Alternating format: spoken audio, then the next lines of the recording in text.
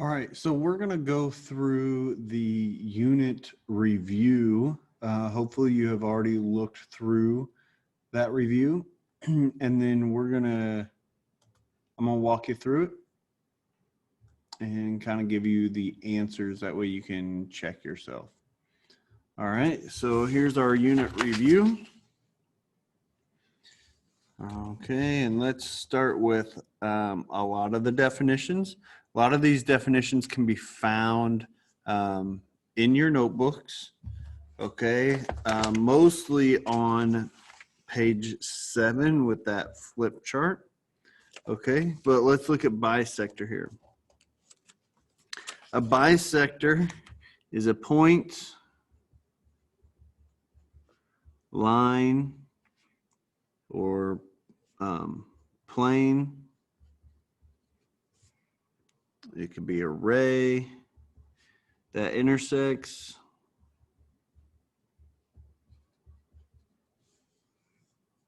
at a midpoint.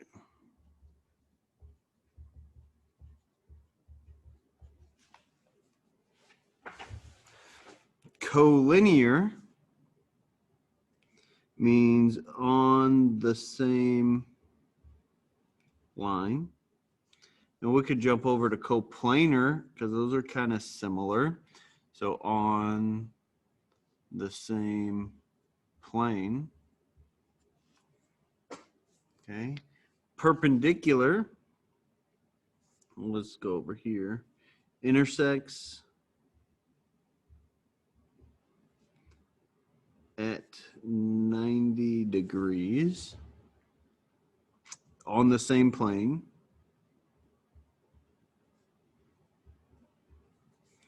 Parallel on the same plane.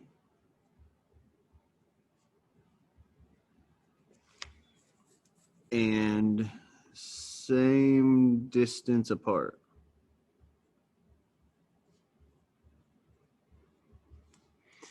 Intersecting, we could say on the same plane.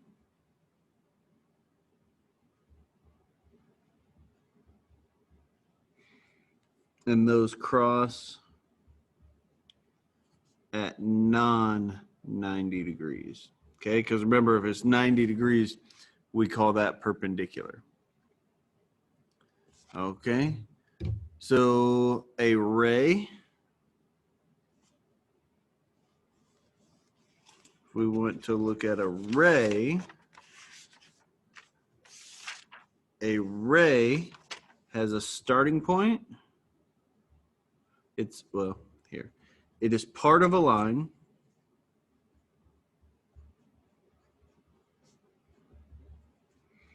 With a starting point, but no end. Okay, and we define these a handful of ways on page 4 of your notebook. You may have some other kind of definition than on page 7. And that's fine if you write those definitions. It doesn't have to be this exact definition.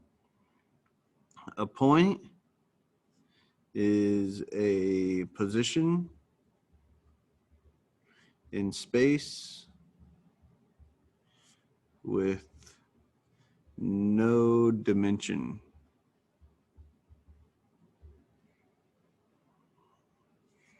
All right, a line segment is part of a line with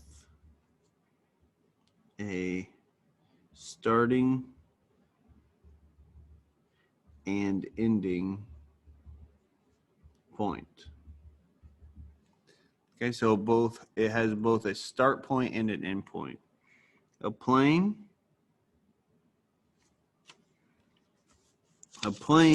is a flat surface in 2 dimensions.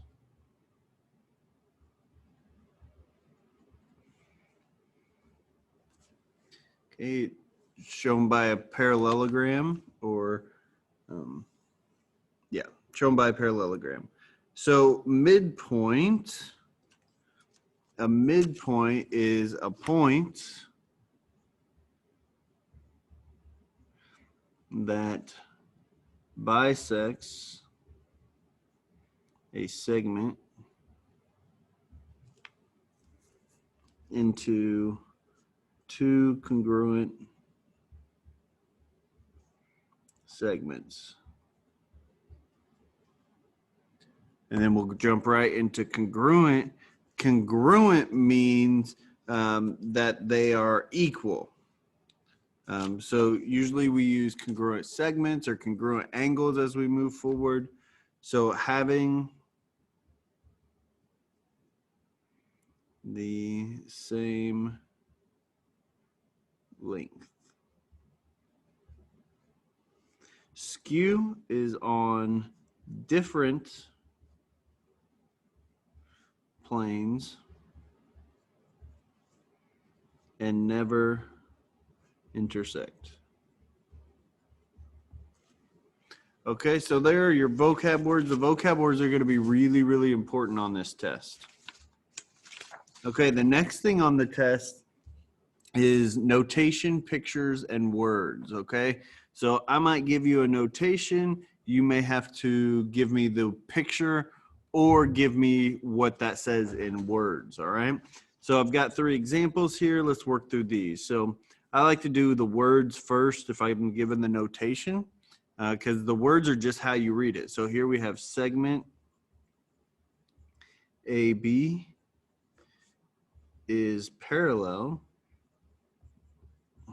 to ray XY. Okay, and on page 8 of your notebook, you will see several of those notations that you will need to know. Okay, in order to draw this, we need a segment AB. So there's A, there's B, and we need a ray XY. So ray, and it starts at X and it goes through Y. And these are parallel, so we're going to add these little triangles to show that those are parallel. And you could draw these different ways. Excuse me. You could draw these different ways if you wanted. They don't have to look just like mine. Okay, so here we're going to go to notation. So we have line XY is perpendicular to segment XA. Now, I like to notice here they both share this same letter. So they're going to intersect at that point. And to be perpendicular, you intersect at 90 degrees. So we're going to have line XY.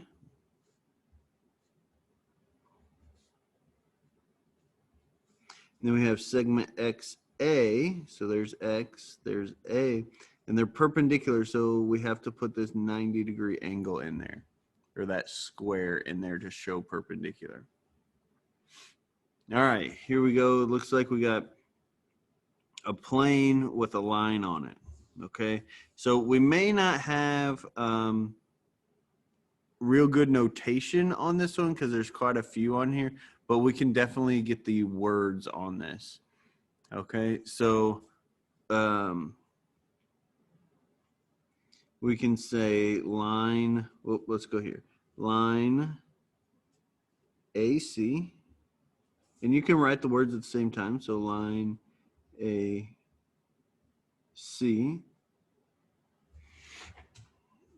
is on plane ABC. Okay, so I got the 3 points, line. I don't have a notation for is on, so we could just say line AC is on plane ABC, and that gives me the 3 points on there, on that plane, and the line that's also on there. All right, so draw the following. The points A, B, C are coplanar, but not collinear. Okay, so we're going to draw a plane. Coplanar. So I got A, B, C. So they're not on the same line, but they're on the same plane. Segments AB, BC, and AC are congruent. So all three of those segments are congruent. So we'll put tick marks on that to show congruent. Line AB, so line AB. So now I got to turn this into a line. So I'm just going to add arrows there. And line AC, so I'm going to add arrows here and arrows there, are perpendicular. Okay, now I kind of rearranged this. I would need to rearrange this a little bit. And if you're doing it on a Google Doc, that would be great. And I probably should have read more of this here, but I need to put that square right there. Okay, so line AB and line AC are perpendicular. Okay, so you got to have that square in there. You may want to like move this up a little bit or do whatever. Okay, but you got to have that square in there. All right, so what is going on in the picture? So I need to basically write words with, to this one, kind of the opposite of what we just did. So it looks like we got tick marks here, which show that C is in the middle. So this is a midpoint. This is a bisector. So we can say that's a ray. So ray CX bisects segment AB at point C. Okay, so ray CX bisects segment AB at point C. And then we could say points A, C, B are collinear. And that just puts these arrows on the end. Okay, so I gotta have that. I gotta have those arrows. Okay, describe the picture. Okay, now you can do this several different ways. Okay, it doesn't matter where you start. So we could say ray DF is parallel to ray KJ. That's what these triangles here mean. They're parallel. Okay. Points K and D are on line R. So I'll just draw that R from the picture. Okay, so that gets line R and points K and D on that line R. And then segments KJ, KD, and DF are congruent. Okay, that gives us those tick marks on that picture. Okay, again, you could use different sentences on that if you wanted, or rearrange it. It doesn't matter as long as you're covering all those important features. Okay, it looks like we got one more, which is the segment addition problems. We could have a ton of these on the test. Okay, so I'm gonna go through two of them here to help you out. Okay, let's start with this one. So AC is 2x. So I like to label my picture. So AC is 2x. CT is x plus 10. And AT, the whole thing, is 4x plus 5. So I'm going to come down here. And remember, we take the little part plus the other little part equals the whole thing. So you get 2x plus x plus 10 equals 4x plus 5. And then we got to solve it for x.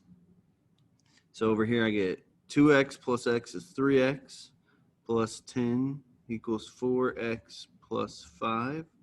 We're going to subtract 3x. So you get 10 equals x plus 5. We'll subtract the 5, and you get 5 equals x. But the question said, what is CT? Well, CT is x plus 10. So x was 5 plus 10. So then we get CT is 15. Okay, so make sure you pay attention to, is it asking you what x is, or is it asking you what the segment is?